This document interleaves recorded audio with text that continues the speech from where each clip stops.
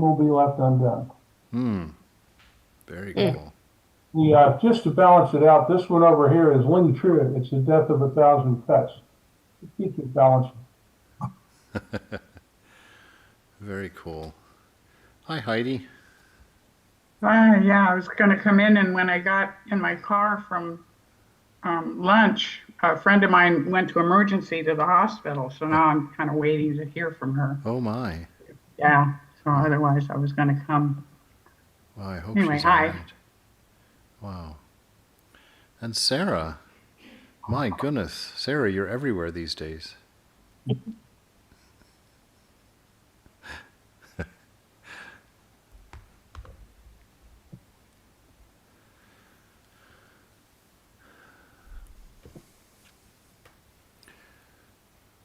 Well, so far there's no one in the auditorium at all. Are they all tired from work day today? Did they all work too hard? Well, somebody might have worked too hard. It probably wasn't me, but I did my part. I've actually really enjoyed the Karma Yoga. It's, every time I've done it, it's been kind of a fun thing to do because people actually talk to each other. You get to know each other, and it's fun. I like it.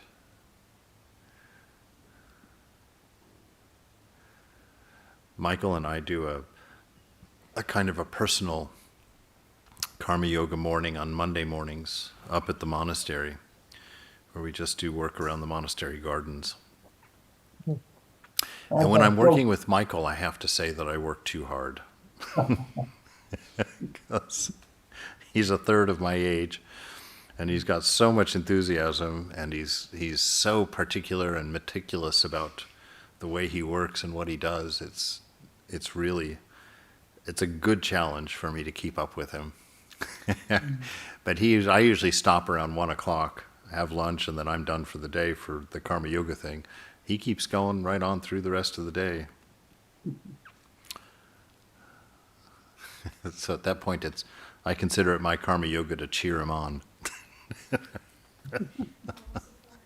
That's it. Pull out my pom-poms. You go, Karma Yoga. Yes, yes.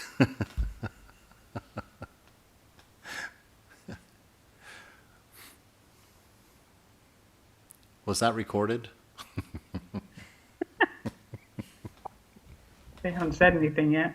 We can play it back for compromising material. Yes. Well, I'm afraid the majority of my life is that. Yeah, the file.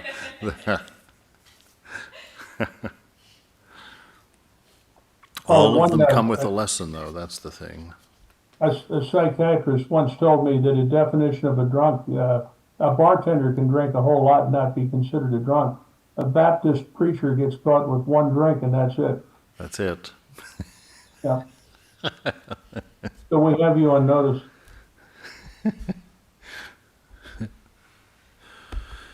Yes.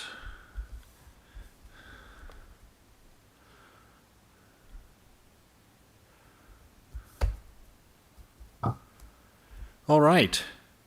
It's 5 o'clock. Let's go ahead and jump in. We are on the chapter called Sri Ramakrishna at Shyampukur, and that's chapter 45. We're on page 865 on the second paragraph, and the master is talking here, Sri Ramakrishna, and giving us, obviously, instructions on spiritual life. And he says here that God cannot be realized without childlike faith. The mother says to her child, pointing to a boy, "He is your elder brother." And that child at once believes that the boy is 100% his brother. Again, the mother says to that the boogeyman lives in a certain room, and the child believes 100% that boogeyman lives in that room. God bestows his grace on the devotee who has the faith of a child. God cannot be realized by the mind steeped in worldliness. This is a very important point here for two reasons. One is this childlike faith. Aside from the guilelessness of it, the innocence of it, which is very important, there's also that notion of that willingness to trust, that willingness to hold something as true. And the first time I read this, I kind of thought about it rather deeply about myself. There's a place where Vivekananda says, that the true atheist is the one who does not believe in himself. He says in the old times, an atheist was one who did not believe in God. But he said in these times, an atheist is one who does not believe in himself.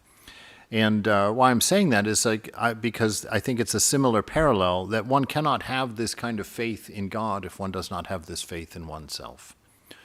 And so you inside have to believe in yourself. There's a great passage in 1 Corinthians that describes love, and I go to it all the time. And love is, love always hopes, always believes, always trusts.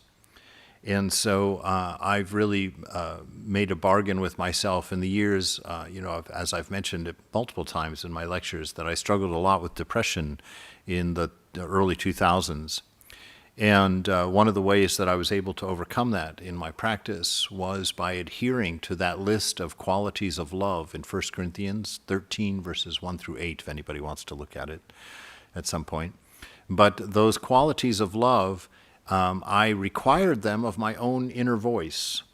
I required that when I thought to myself that the voice that was in my head, because I recognized actually that one of the reasons that I kept falling into depression is because that voice kept feeding me hopeless scenarios like, oh, you're so stupid. Oh, I can't believe you've done this again. Oh, you're always doing this. You should quit. You should just give up. That's the honest thing to do. And when I realized that, when I recognized that inner voice, I also realized that who is that inner voice talking to? It's actually talking to the divine. The listener of your mind is the divine. It's the divine presence within you. You give it your name because of egoism. You think it's yourself that's the listener, right? But there's not two people inside of us. There's a false one and a real one. The real one is God, and the false one is our idea of ourself, the thought of ourself. And so to have this kind of faith in your own words, you have to be your number one fan who believes you can realize God. You can do this. And that's by default. You don't give yourself an option to not believe in yourself. That's childlike faith. That's what he's pointing out. The child doesn't weigh it out and be like, okay, I'll believe that the boogeyman's in there. He does because his mother says so. And you can draw a parallel even farther or draw that point out even farther. Because this is a very important thing I have found in my own life in pushing through temptations and not getting caught in my old habits, is the realization that there's only one person in you. There's no one in there to argue with you. So if you say you're going to get up at 5 o'clock in the morning, who's arguing with you? You're the one that said you were going to get up at 5 o'clock in the morning. Now 5 o'clock comes, and it's sitting there, the alarm goes off, and you find yourself wrestling. Like, I don't feel like getting up. I don't want to get up. I'm like, wait a minute. There's how many people are in here, right? Because what happens, and this is a cool thing. The voices in your head, you know where they come from. They come from attachments. When you attach to something, when God attached to you, which he has done, and gotten caught in an ego, in a body, right? Because you are that. So when God attached to you, he bestowed to you Satchitananda. He shares his existence with you. And suddenly you exist. He shares with you his intelligence, and suddenly you can grow and you can learn. He shares with you his love, and at that point you know how to love and you can recognize love. You can recognize beauty and all those things, derivatives of love.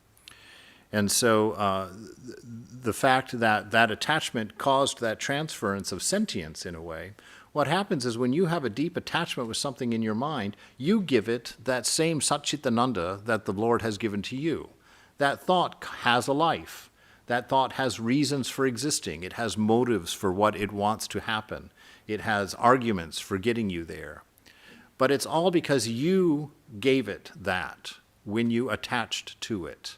You gave it a portion of your sentience to sit there and argue with you as another voice in your head. And it becomes a person as such.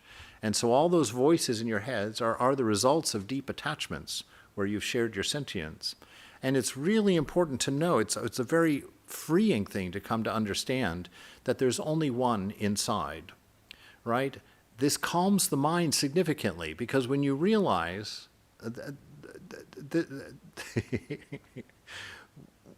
when you're thinking, right, you've got yourself divided into two people. That's actually where dualism originates. It doesn't originate out here. It originates in here when you have a thinker and a listener. You've become two, right? You've separated God into a thinker and a listener in your mind. And if you can think about the absurdity of that situation, because we're like, oh, well, let me think about it. What is the thinker going to come up with that the listener doesn't already know? Because they're both sourced in the same place, right? You can play the process, but the process would have occurred to you without that process. And so you find that most of the noise in your mind is there because of entertainment, because you like to sit and think. You like to hear yourself, in whatever means that is. You don't actually learn something by sitting there ruminating. Now, you can sit there and come up with a new idea, and you'll say, oh, well, see, that's what it does. No, if you had sat in silence, that same information would have arisen if it was time and necessary for that information. It's what all of the Sri Nisargadatta talks that way, Ramakrishna has talked that way, that it's spontaneously in the moment, the enlightened person acts correctly, always. Because the moment always contains within itself all the necessary information for navigating it perfectly. That's why we're shooting for silence inside. That's why we're shooting for a quiet mind. Because then Satchitananda is what is being activated. It is what is manifesting. Without that silence, it's always egoism, because egoism always has a result in mind. And when that result is in mind, then it's impurity, and you're not sure what's going to come out of your mouth, right? And so I've used this idea, this childlike faith, not just in God, but in myself, that my words, I believe them. When I tell myself I'm not going to do this again, even though I may have fallen 1,000 times, in my life, I do not allow that to become part of the equation, because it's not part of the equation. This moment is pure. This moment does not contain the past. It does not contain the future. It's indicative of both. It's the summary of your past, and it's the projector of your future, but it contains everything within itself in this moment. The past does not exist, and so you're always free in that moment. You're always new in the moment. You're always getting a brand new chance again. And God, who is love, has that same quality. He always hopes in you. He always trusts in you, always believes you. He never sits there and rolls his eyes and says, oh God, you said that this morning, and you've already messed up 4 times today. That may be one of your parents, that may be your best friend in high school, it may be some other voice, but it certainly is not the divine voice. The divine voice is always your number one cheerleader, always. God is always, I was joking beforehand, waving my little pom-poms, but that was coming from that idea that God is my number one cheerleader. He believes in me absolutely. His faith in me is greater than my faith in him by far. And so to hold this in mind and think how beautiful this comes full circle here, that to realize God, we have to have that childlike faith. We have to be willing to believe in ourselves even though it's ridiculous. We have to be willing to believe in the divine instructions even though we have no understanding at the moment, or we have no evidence of that. An unconditioned love, where could that be coming from? Right? Because I maintain that faith is not a faith in arbitrary things with no evidence. That's sort of how I was raised with the idea of faith. But faith isn't that. Faith is accepting the things that you shouldn't know, really for the fact that you don't know, that you shouldn't know them and you do. And what am I talking about? The idea of immortality. What in this world taught you about immortality? There is nothing in this world that could have taught us about immortality. So if we were purely material, that should not even occur to us as a concept. And yet we're very comfortable with it. We know exactly what it means. Most of the world believes in it. How deeply, we don't know. And so faith is believing something like immortality about yourself, because the only reason you should have that idea is that you brought it into this world with you. It was part of your nature. Unconditioned love, again, and actually you don't have to stop there. Any ideal, any perfection. Where did we get this idea of perfection at all, of an ideal at all? Because there is nothing that presents it to us in this world. And so faith is to believe in that ideal, to believe in that perfection, because it's what you brought in with you. It's something that came in with you to this world. that unconditioned love, that immortality, ideas of infinity. There is nothing infinite in the creation. Everything is bounded, And so because we have no evidence, we know things that are really big, really big, but we don't know things that are infinite. Science has not delivered anything to us that they say is unbounded. Even the universe is bounded. And so everything has a boundary in it. So we have to push past that into this innocent believing, this accepting of these higher truths. This doesn't mean you should be, taking on anything anybody says anywhere, but when the source is the scriptures, when the source is a holy person that you respect, someone that you trust their life, then you have that childlike acceptance of what they say. You hear them and you go forward. Now the doctor has an interesting response to this. He says, "It is not right, however, to make a cow yield milk by feeding her all sorts of things." Now, I'm not sure where he's coming from by this, but this is this is what he says. "One of my cows was fed that way. I drank its milk, and the result was that I became seriously ill. At first, I was at a loss to know the cause. After much inquiry, I found out that the cow had been given the wrong things to eat. I was in a great fix. I had to go to Lucknow for a change to get rid of the illness. I spent 12,000 rupees. Roars of laughter, it says, which I'm very thankful for. I'm so happy they weren't taking him seriously in this situation. Roars of laughter. He goes on, he says, "It is very difficult always to find out the precise relationship between cause and effect." Yes, indeed, that'd be very difficult. Why? Because there's none such thing.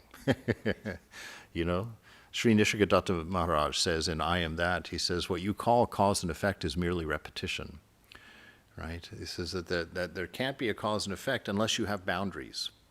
Right? If you take a cause and effect, if you say, I'm going to start measuring at this time and end measuring at that time, then one part will be a cause and one part will be an effect. But if you take those boundaries and draw them out, then you realize that this cause is also an effect, and that everything in the universe is both a cause and effect simultaneously. And if that's true for everything everywhere, then how are you going to sort that out? There's none such thing as cause and effect, right? And so he says it's very difficult, but this is the doctor speaking, not Ramakrishna. He says it's very difficult to find out the precise relationship between cause and effect. A child of 7 months in a wealthy family had an attack of whooping cough. I was called in for consultation. Even after much effort, I could not find out the cause of the illness. At last, I learned that the child had been given the milk of an ass that had been drenched in the rain. Everyone laughs, including me. I was like, oh my gosh. So the master to the devotees, this is why he's my master. How strange. It is like saying that a man has an acid stomach because he passed in his coach underneath a tamarind tree. That's it exactly. See, that's why the master is just great. He's always just so down to earth, so level-headed, just marvelous. Doctor with a smile. Oh, let me tell you another. The captain of a ship had a bad headache. After consultation, the doctors on board had a blister applied to the side of the boat. Master to the doctor. For the seekers of God, the constant company of holy men is necessary. The disease of worldly people has become chronic, as it were. They should carry out the instructions of holy men. What will they gain by merely listening to their advice? They must not only take the prescribed medicine, but also follow the strict diet. Diet is important. Right? So this constant company of holy people, and this idea of worldliness, that this mind steeped in worldliness. What is a mind steeped in worldliness? It's a mind that's based on the senses, right? It thinks its thoughts because it's been prompted by the senses. And then when it's been prompted by the senses, quite often it'll go and dig up a memory that gets prodded by that poking and brings that up into the mind. And so a worldly mind, it's it's just a mind that doesn't have a center, a mind that can't stop thinking, a mind that can't sit in silence when it's not needed, when it's not used. Because every little touch will remind it of something and get it involved in a churning thought. As any sensation in the body arises, a memory comes up because of a sensation, right? And a worldly man is a person, or a worldly person is the person who's prompted by the senses and can't resist obeying. Has to do it, right? Has to go. A creature of habit. And so this is how the worldly mind infects us, and that's what the disease of the worldly mind is that you can't control it. You can't silence it. Eckhart Tolle, he says there's nothing as awful as being addicted to a noisy mind, being addicted to thought, not being able to think, to stop thinking. He says that an enlightened person, they only think when they need to, when it's necessary in the moment. Otherwise, their mind is silent. There's nothing there. They sit in the shrine of the heart, in that silence, outside of time, outside of space. Sitting.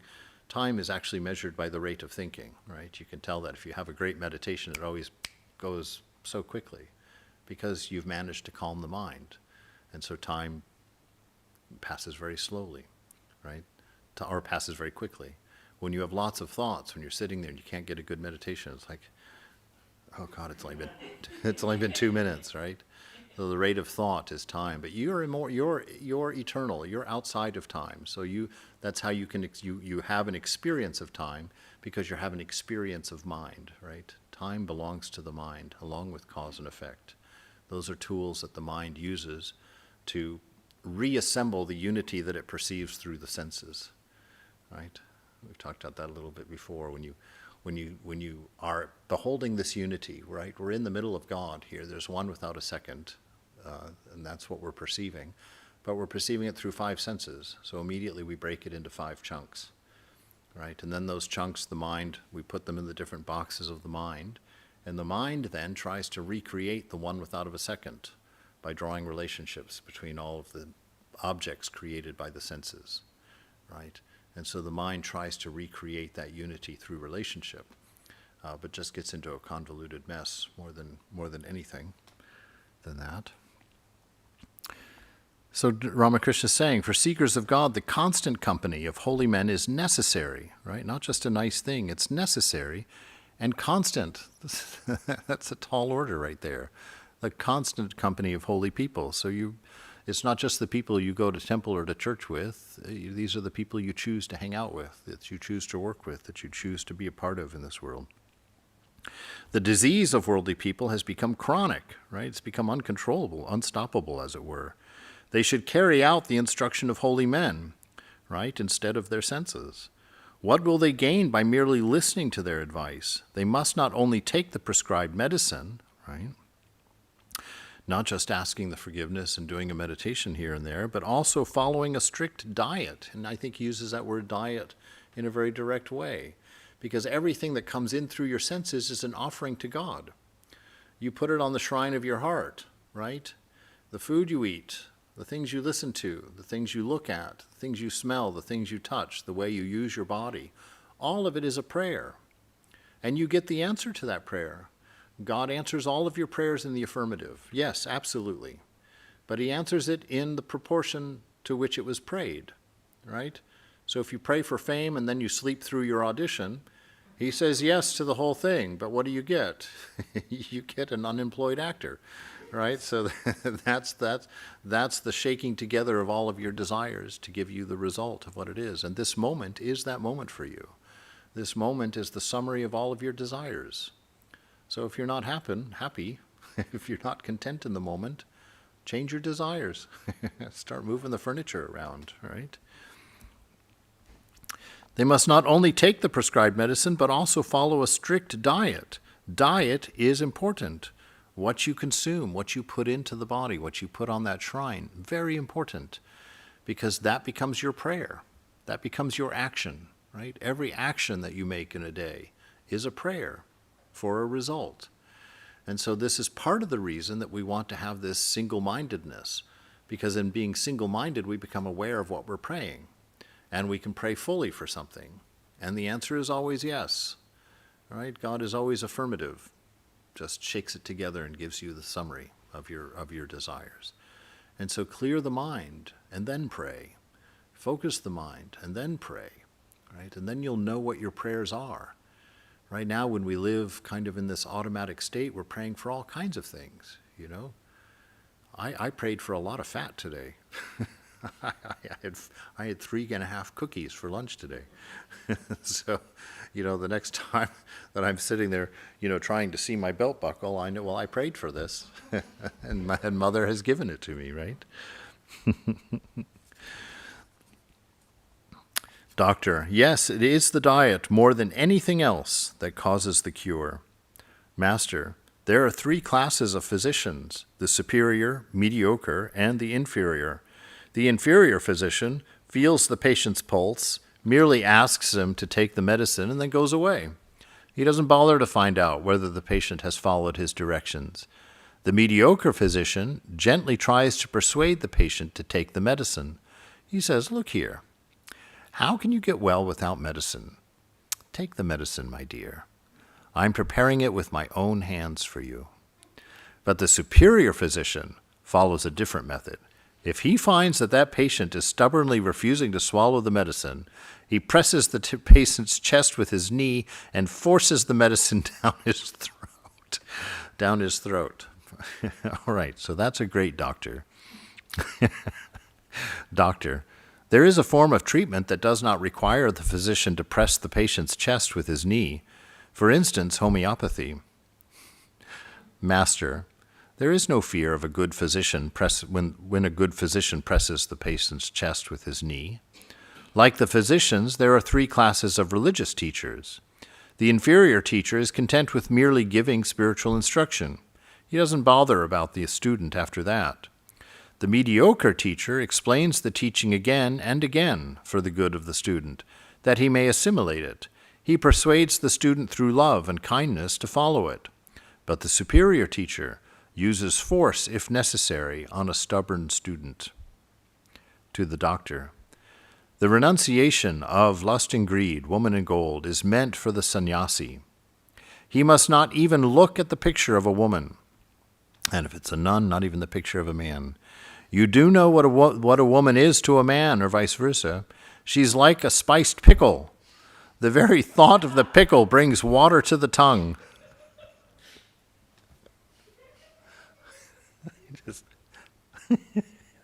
You know, I always talk about having a nickname for God, you know, just like you always, in most romantic relationships, you have a name, you know, like my grandfather always called her Chicken. And, you know, my little chicken. And so, you know, Rabia tells that poem, you know, where she comes up with that secret name for God that's just between her and God, and nobody else knows it but she and God. And after I read that poem, I tried that myself, and I have to say it makes a really big difference in the intimacy of a prayer if you have a nickname for the beloved. And so I was just chuckling here because I thought, well, maybe I'll have to call Talker my little spiced pickle tonight.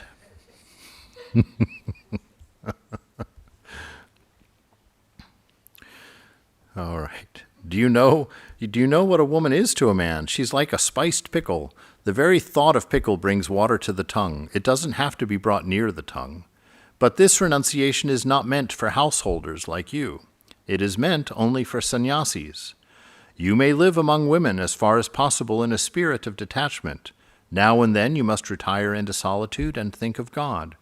Women must not be allowed there. None of your distractions, you know. And I'm going to keep repeating it because I know I've heard a lot of sensitivity around this. It's only talking about women here because he's talking to a bunch of young men. So understand that. Don't think that he's picking on ladies.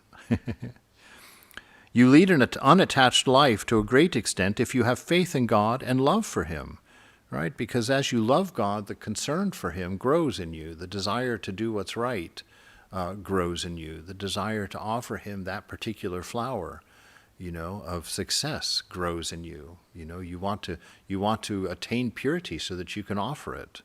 What a wonderful thing that is. You know, I remember in San Francisco, I had to do the puja for the big holidays in the shrine, in the monastery shrine. And we used to invite all of the guests and everyone in the shrine there, the men. And we would sit in there. But the point of my saying so is that the day before, there was such a rigorous routine for getting that shrine ready for for a puja to Holy Mother or to Thakur in the morning. It took 8 or 9 hours if you were one person of work in that shrine. We had to clean all the slats of all the blinds and take all of the metals out of the cabinet, even if they had never been used. They had to all be polished, at every birthday. And it would take like 8 or 9 hours all day that day before. And by the end, you were so glad to be finished.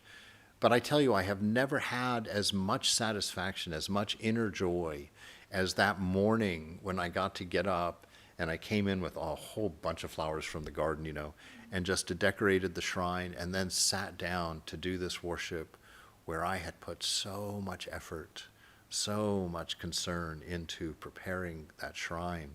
When I sat there and just first called on Thakur, at the first words of the puja, oh my God, the wonder, just the joy I felt of what I could give, what I had to give, that look, I did this for you, and I did it sincerely, and I did it earnestly, and I did it honestly. And what a wonderful return. And so this love for God, as it grows in us, our life becomes a constant puja. Everything that you're doing is an offering. Every action is a prayer. Every reaction is conversation. It's karma with God in real time about where you're at and how you're doing and what's happening. And it's just lovely what Thakur is pointing at here.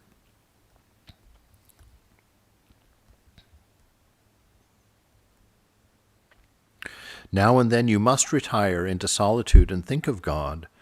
Women, or any of your desires, the things that prompt your senses, you should not bring them. Your cell phone, your laptop, all those things. You can lead an unattached life to a great extent if you have faith in God and love for Him, because that will inspire you in the right way. After the birth of 1 or 2 children, a married couple should live as brother and sister. They should then constantly pray to God that their minds may not run after sense pleasures any more, and that they may not have any more children. Just moderation. That's what he's teaching, Moderation. You need to control the senses. Not because the senses are evil in and of themselves, right? But it's like anything. If you have a hammer is just a hammer, right? But if you use it to kill your neighbor, suddenly the hammer is a weapon. It's not a good thing. But the hammer is still just a hammer. If you use it to build a house for your neighbor, beautiful thing, right? So everything in this world, literally everything outside of yourself, is neutral until it meets you. What you do with it determines its value, right? And so in life, we take anything that life gives us in the moment and we create beauty.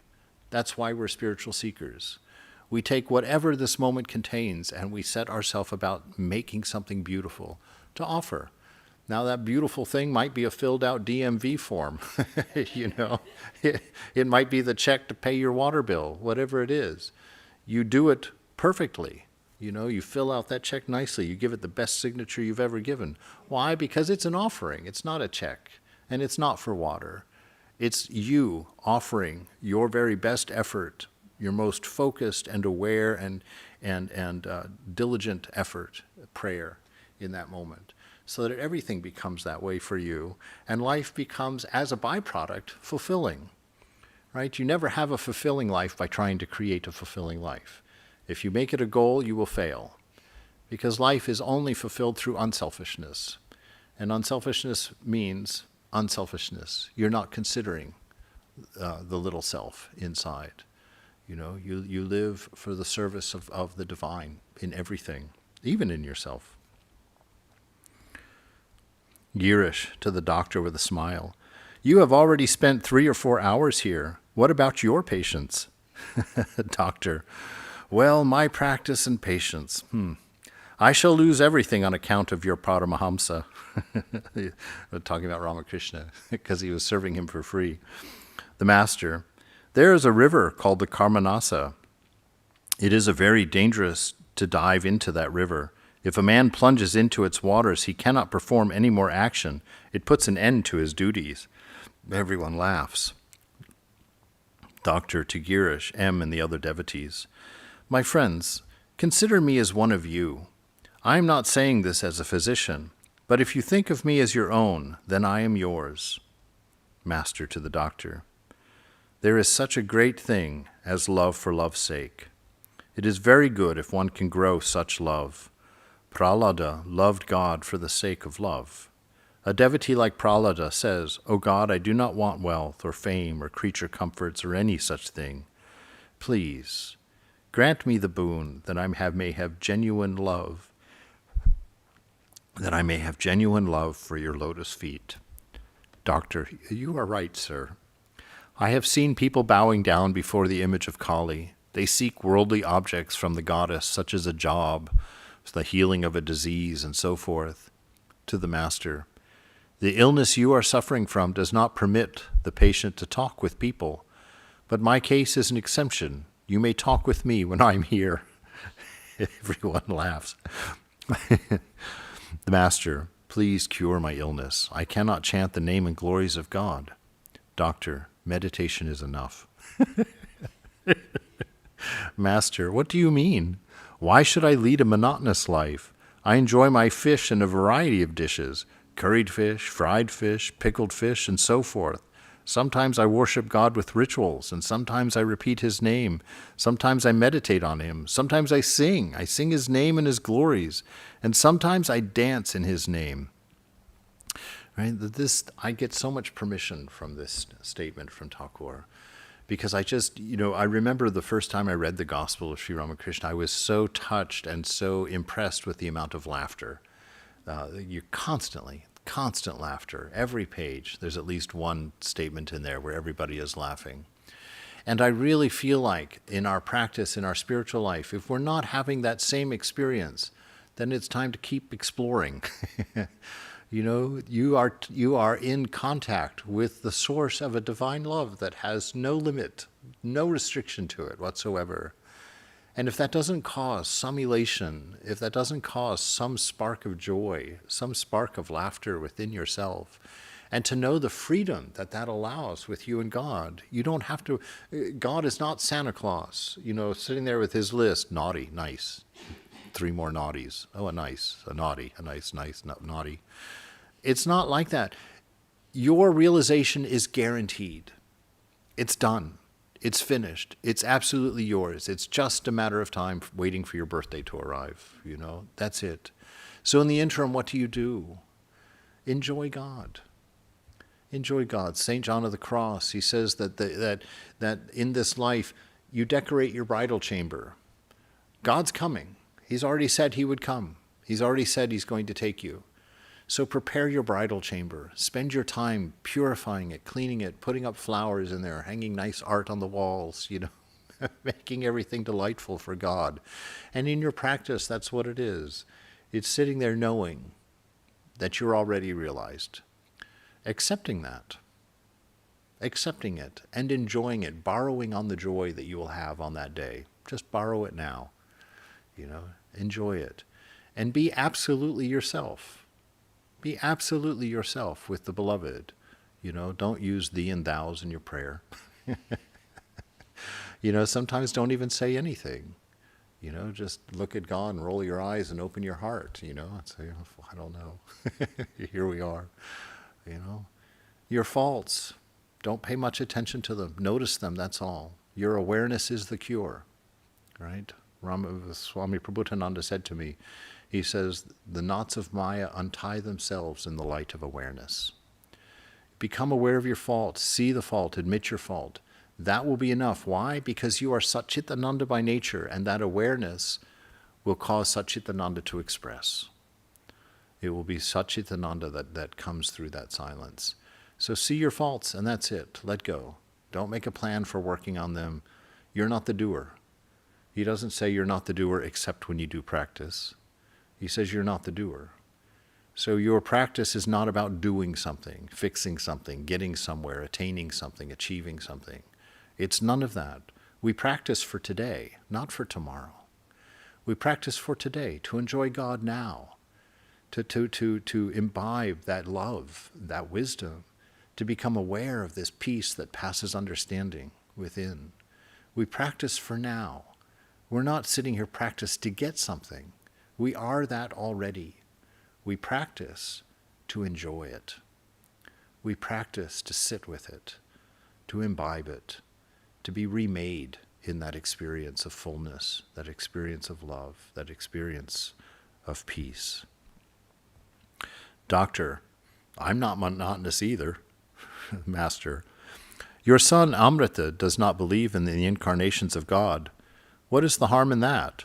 One realizes God even if one believes in him to be formless. One also realizes God if one believes that God has form. Two things are necessary for the realization of God: faith and self-surrender. Man is ignorant by nature. Errors are natural to him. Can a one-seer pot hold 4 seers of milk? Whatever path you may follow, you must pray to God with a restless heart. He is the ruler of the soul within. He will surely listen to your prayer if it is sincere. Whether you follow the ideal of the personal God or that of the impersonal truth, you will realize God alone, provided you are restless for him. A cake with icing tastes sweet, whether you eat it straight up or sideways. Your son Amrita is a nice boy. Doctor, he's your disciple. Master with a smile. There is not a fellow under the sun who is my disciple. On the contrary, I am everybody's disciple. All are the children of God. All are his servants. I too am the child of God. I too am his servant. Uncle Moon is every child's uncle. A beautiful humility there. A beautiful humility. I'm everyone's disciple. All right. Anybody have any questions or ideas, points,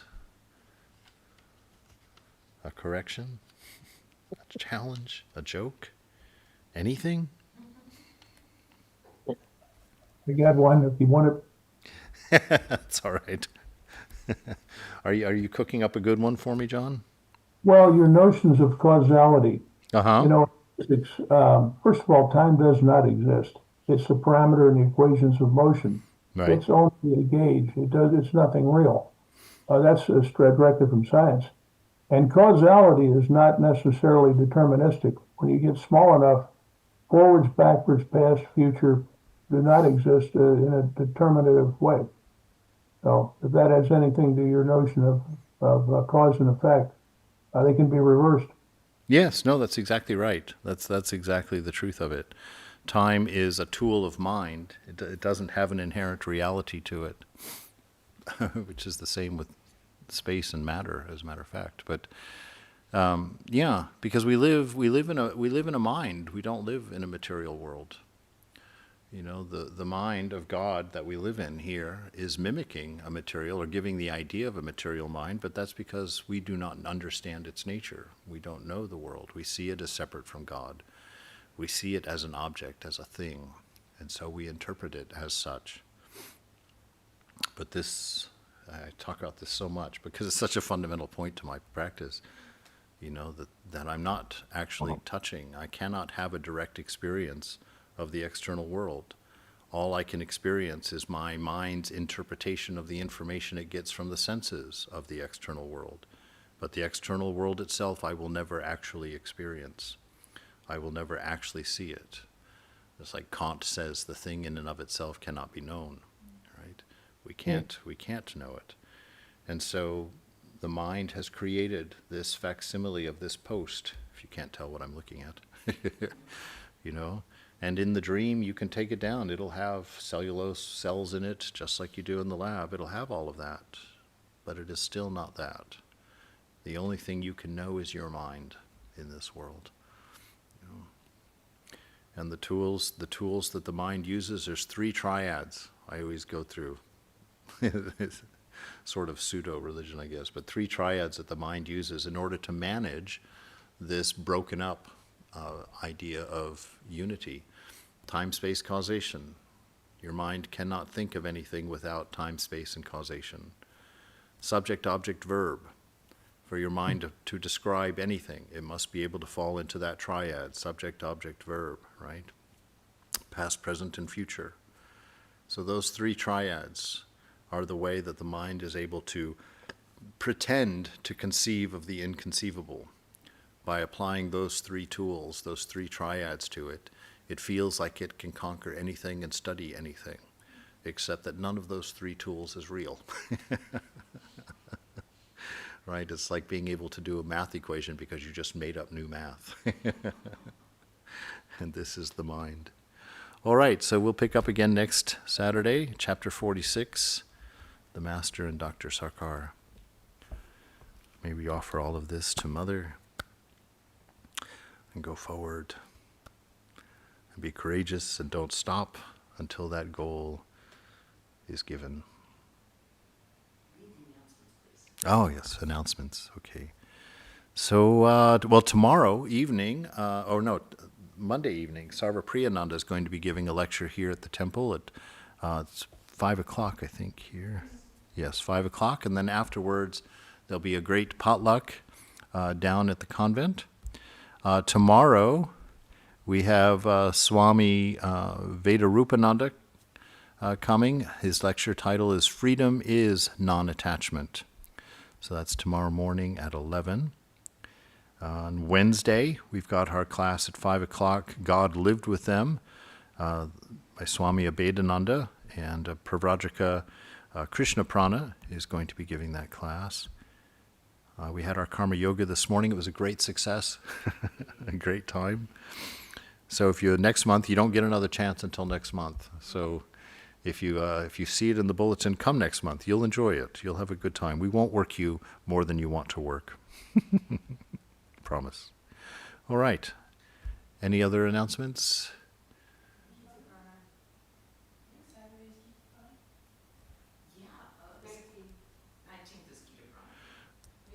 Okay, yes. On the 19th, the Foundation of Vedanta, Pravrajaka Gita Prana, coming from Ridgely, to give that on Saturday the 19th.